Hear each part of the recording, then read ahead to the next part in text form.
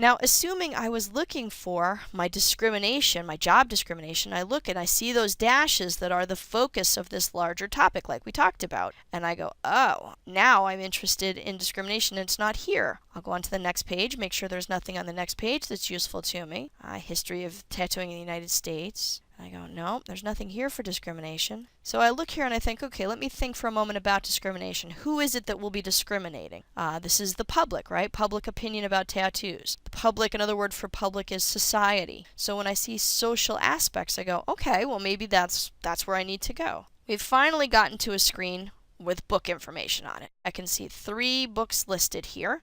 2 of them have pictures, 1 does not. I've got my authors, and I see something interesting in the authors. I've got this author and this author, they're the same. I look at my titles, Customizing the Body, The Art and Culture of Tattooing, and I go, oh look, this is also the same. This middle one is a different book, The World of Tattoo. When I notice, I go, aha, this was in 2008, because our newest books always come up to the top, and I can see, oh, back down here at the bottom, back in 1989, they wrote the original book, and apparently he's updated it, and that's good. We like to see a new version of a book. Important things I need to notice are the fact that these are all 3 circulating books. And circulating, just like your circulatory system, means goes in, goes out, goes around. These are the books that can be checked out of the library and borrowed. This call number is important in order to get the book from us. You'll need to know this number to find it on the shelf as well as to request it from us. And telling me the copies that we own and that are out is important as well, because I can see that we own 1 copy of this book. It's not currently out. Deciding that, hey, the newest book might be the best one, we're going to click on the title.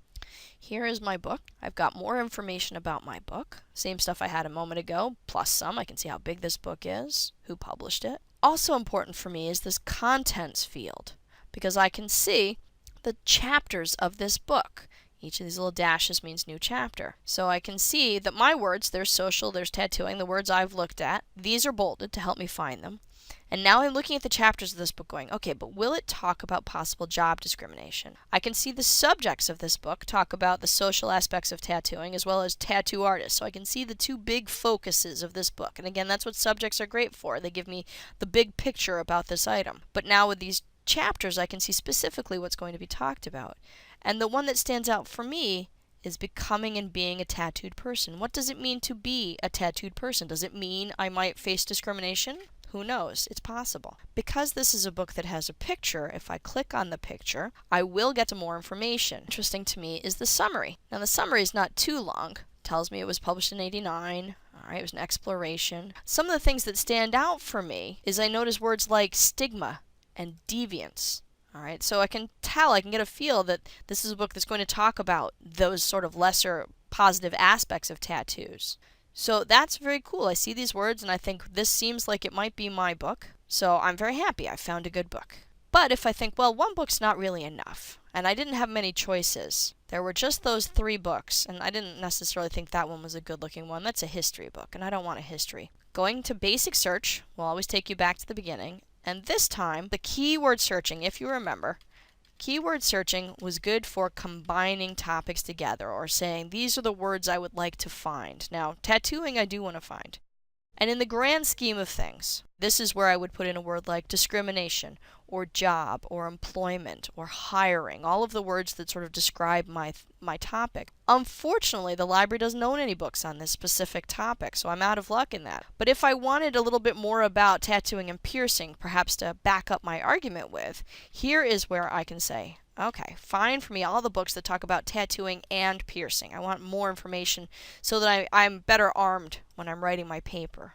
And that tattooing and piercing finds me 5 items. The number 1 book on this list is the best one. Body Piercing and Tattoos. It's new, it's in the library, it gets checked out. This would be my book. Clearly the second book is not as positive, so maybe if I wanted to have a better understanding of the opinion of people who feel this is a bad thing, I might take a look at that book. Important things to notice about the call numbers, besides telling me whether or not something is a reference book and can't leave the library, you'll notice that a lot of our books start with G as their call number, which is the section for leisure activities and hobbies, as opposed to R, which is more of a medical book. So this one I can see will have actually a more medical focus without having to go any further than just seeing that R. And what I would like to point out with this bottom one down here, written on the body, the tattoo in European and American history, is that when you are doing that keyword search, the all fields keyword search, the book catalog doesn't care where it finds our words. If the words are there, then the item will come up.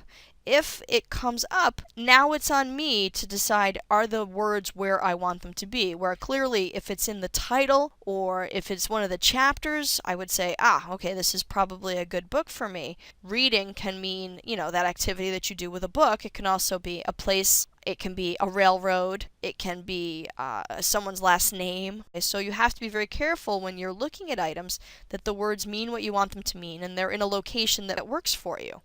So when I take a look at this book, what I notice is that all of the subjects are about tattooing, that I see the word tattooing showing up all over in the contents, and that my word piercing is only once in that last chapter. So while maybe this one chapter will be great, clearly I do not have an entire book devoted to both of my topics. Remember, with that keyword search, it's a little bit more on you to decide, but is it on the topic? Does it mean what I want it to mean? Where the subject does a nicer job of sort of putting it all together and giving you those topics and clumping all the stuff that you'll want in one place. Lastly, only with experience do people become good and familiar with a database, a resource, an activity.